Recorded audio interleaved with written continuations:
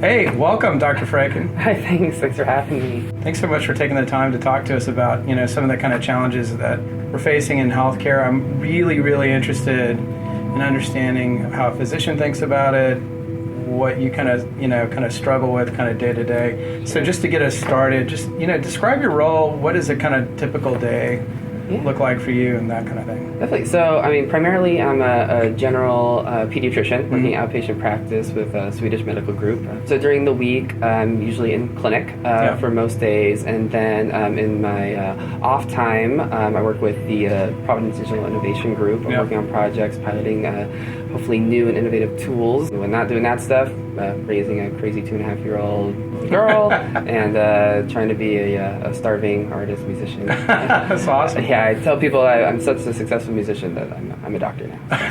So there you go.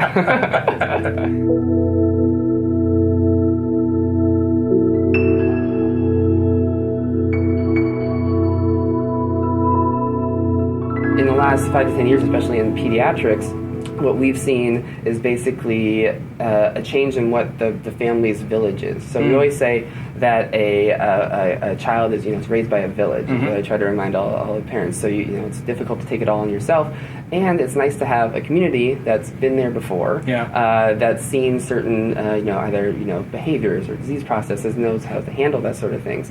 It's just now our village is billions and billions of people on the internet. And so a lot of the role that a primary care provider, especially in pediatrics that we see now, is helping patients sift through that, or helping parents sift through all that data. Because even as a provider, it's so much information. In the beginning of medicine, even when we didn't have good randomized control trials or even real quote-unquote medicines or things like that, it all comes down to the provider-patient relationship. How do we judge the information and the data presented online in a factual way to give our patients the best information possible? So it's changed a lot, and then also at the same time, it really hasn't changed very much at its essence. If you look at research out there over the last 20, 10, 15, whatever years, the only thing that patients and providers always want is more time together, more meaningful time. A lot more of a physician's daily work is clicking a lot of buttons to sort of make sure things are filled out and filled out properly and things like that, and metrics being made and stuff like that. The unfortunate thing is, the metrics for the most part have a lot to do with population health management, and not a lot of physicians were trained in population management. We're trained in making connections with patients and thinking of one patient at a time and doing all that work. And it's a real big shift to do that sort of stuff.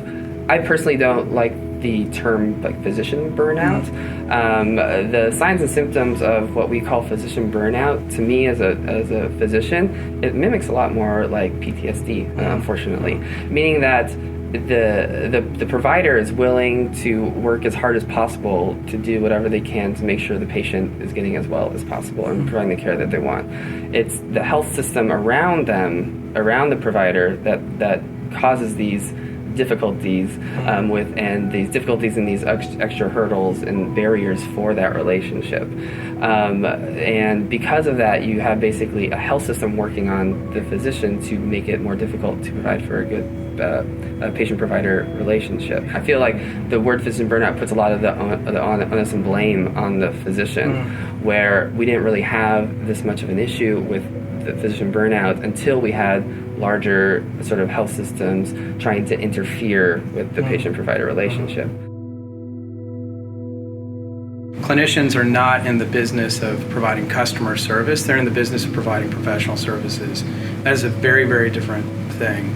And I think, what really matters is making the access to those services easy so that the patient isn't stressed out, and therefore the clinician has a much easier time kind of, interacting with them. And so, in other words, how can you keep the patient from being distracted by issues around kind of checking in, finding an appointment, that kind of thing. Just make it as seamless as possible so that they come to that encounter super clear and have all the information they need, prior to that. And then same thing with the clinician is how do we, keep them from being distracted? And I think as long as our teams are kind of focused on that, removing that distraction, that friction from both parties, I think that's where we can add a ton of value.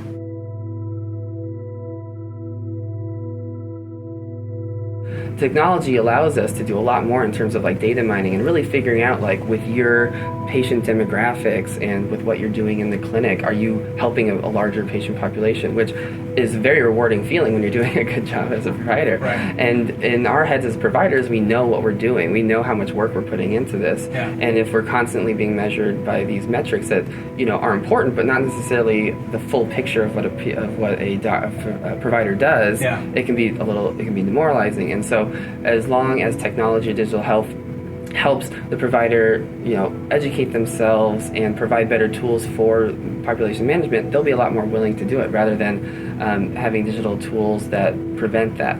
But there's really a fine balance. For me, I'm very focused on anything to provide for a better patient-provider relationship, more interaction. It's the difficulty with things is that every provider has a different workflow. Yeah. So it's difficult for a one-size-fit-all sort of thing. So when large healthcare systems are looking for ways to do that, they sort of have to have a very malleable and very customizable way to do it, which is where I think machine learning and AI can come into has a big opportunity to make a huge dent.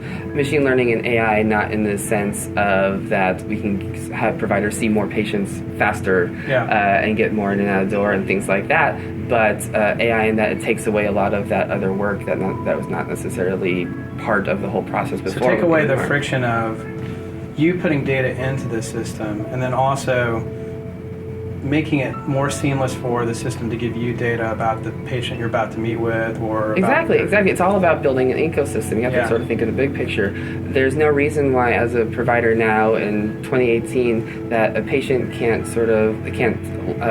call a number and talk to an AI-based or a bot and get like basically a very brief HPI. Yeah. So I know what they're going to be coming in, so I can have orders ready to go. I can sort of see if maybe they're better served in the emergency room, and things like that. There's no reason, but it's not necessarily where the money is right now. Right. I like music. I use Shazam a lot. Yeah. It would be awesome if there was a Shazam for cough. They cool. could come in the office and they cough, and it would sort of give a differential based on the sound and the qualities. Awesome. Another one is I love using sort of like vacation or TripIt sort of apps where basically they glean all this information from your emails or conversations about vacations you're planning and things like that, and you have this automatic timeline of your vacation with everything all set up. Could you imagine if you have something similar to a patient you've never seen before, that this can also automatically be done in your EMR, and you have this new visual sort of timeline of this patient's health history. The interesting thing is like, well, what information do we glean? What information do you want to see and in what way? It'll provide sort of like a different sort of roadmap and a different visual for learning about a patient that can be a little bit more productive than looking through every single note when you're getting all these scanned documents. And it'd be nice to have a sort of a Squarespace style sort of way that providers can sort of pick and choose what they want to see, where they want to see it, and how they want to interact with that set information. up their own kind of dashboard. Yeah, so like a web sort of dashboard that works with the cloud that will just extract the information they want. So the cardiologist can get the information they want first and foremost. The pediatrician can get at that, but still with the same overall global data pool. And what's great is really kind of working with clinicians like yourself who have a foot in both doors. Have a foot in both both areas of like they're very, very kind of technology adopted. But then they're also thinking about like, how could I use this in my clinical practice if I could just tweak it or change it? And so that's gold for us, is just to kind of understand those analogies. I'm always amazed when I go to the digital health companies that I do consulting for that it's sort of a last thought having an MD or a DO or a provider on the board or in this planning stages of these things. My big call to action for providers is, you should demand a seat at the table for these things. I think a lot of providers are sort of a little scared to get in this area because, the word innovation and digital health is always thrown out, and it's like, well, I don't know computers very well. I don't think I'm an innovative thinker. Like it's sort of like the stigma. I just break down the things like, listen, it's not about innovation. It's not about that. It's just you should replace everything with the word better. You want to make it better. Right. And as a provider, you're on the ground, you're with the patient every single day. You're in the clinics, you know what's going on. You deserve a seat at that table.